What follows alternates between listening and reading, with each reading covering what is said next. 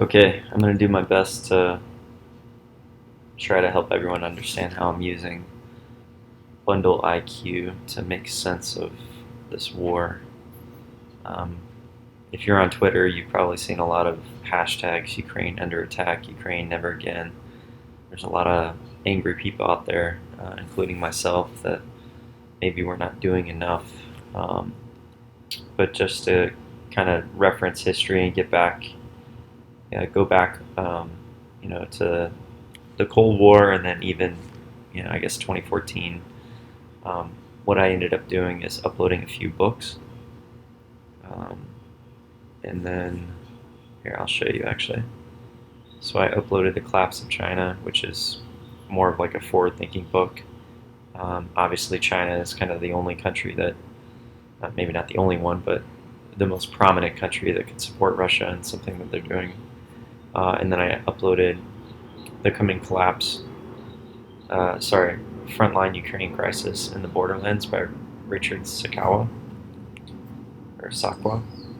Um, and then what I did is I took a tweet like this. It's very poignant and direct, talking about, never again in our alliance and why NATO exists in the first place. And then I analyzed that against the book, and so this is what came back, page 19. Which talks a little bit about war. I've already pre-read a lot of this, but what stood out to me is that the era that we're in now is much different than it was back then, because the consequences and implications of war are much greater. So the contemporary crisis of which the Ukraine events are only one of the most intense manifestations is very much worse because of the peril of nuclear catastrophe hanging over humanity. And it kind of expands on that a little bit.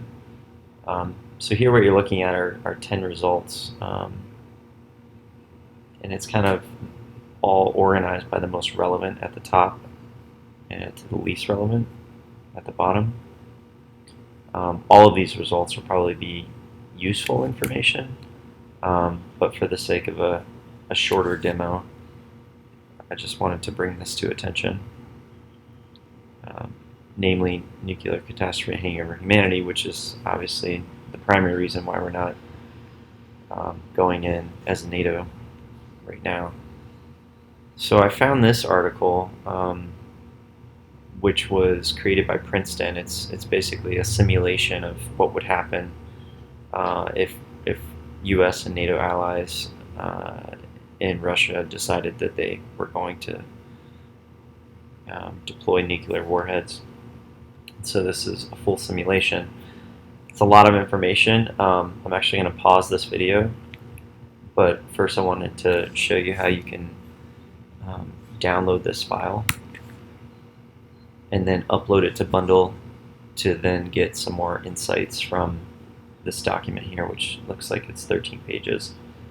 So I'm going to stop this video and then download this and upload it. Actually, let's see.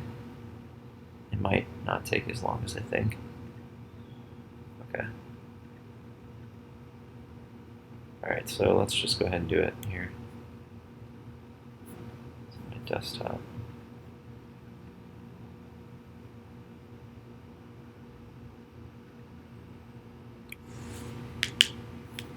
And what's happening here is that it's stripping out the text from each page and saving those individually as notes.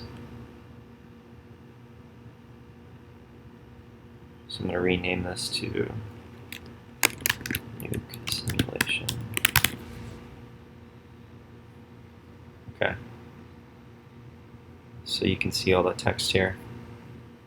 Now what I'm going to do is go back to this tweet. What do we have here? Let's see if this changes now. Because we just added new information, so. Oops. Alright, it didn't change, so.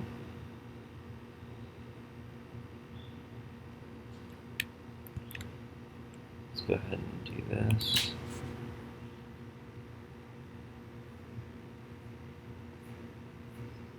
Alright, there's a lot more context there, so let's try that.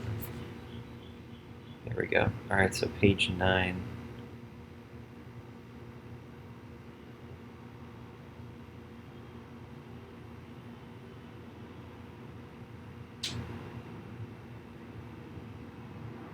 There we go.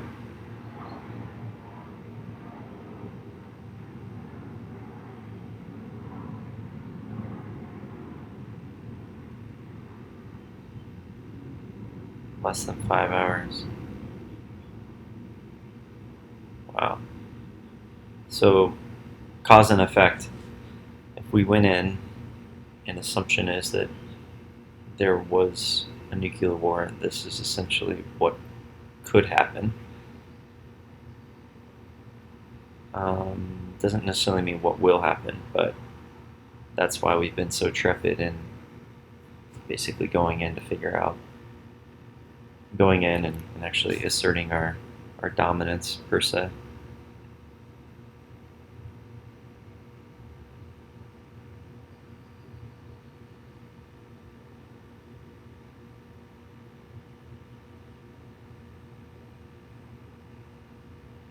All right. Quick little demo. Hope you guys enjoyed that. Happy to answer any questions as well.